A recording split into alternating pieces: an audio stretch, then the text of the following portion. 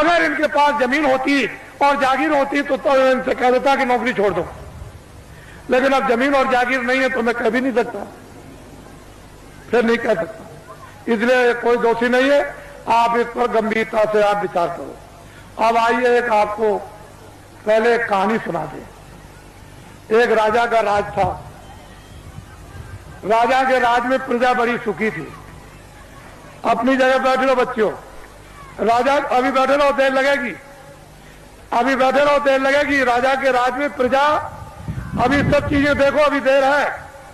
राजा के राज में प्रजा बड़ी दुखी थी, सुखी थी, हर तरह से संपन्न थी, न्याय से, खुशहाली से, समृद्धि से, सोने से, चांदी से, कपड़ों से, अन्न से, व्यवहार से, उठने से, बैठने से, सेवा से, मोहब्बत प्यार से, सबसे सुखी थी। दो बच्चे थे। राजा ने अपने बच्चों को महात्माओं के आश्रम में पढ़ने के लिए भेज दिया।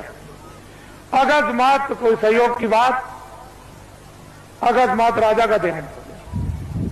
प्रजा बहुत रोई, मेरा धर्मात्मा, मेरा बड़ा पुण्यात्मा, मेरा राजा बड़ा अच्छा राजा हमारा चला गया, अब हमारी देखभाल कौन करेगा। तो लड़कों को बुलवाया विद्वानों ने कि भाई बिना राज के राज तो ठीक नहीं है, तो इसलिए एक काम करो कि अब भाई ये तो स्थान ग्रहण कर लो। तो जो बड़ा बच्चा था उसको बैठाया कि अब तुम राजा बन जाओ, ये तुम्हारी प्रजा और तुम राजा हो जाओ।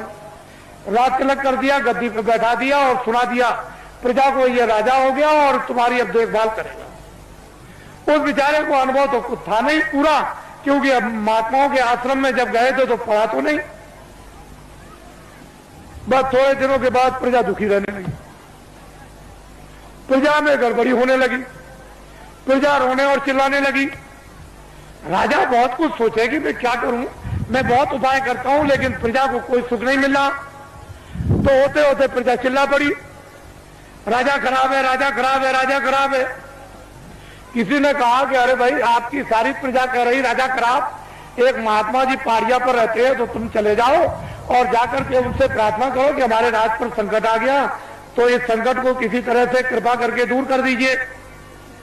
राजा गया, बेचारा गया पहाड़िया पर, देखा वह महात्मा, उनको प्रणाम किया और कहा कि राजन तुम अब कैसे आए, इतनी देर तुमने कैसे की।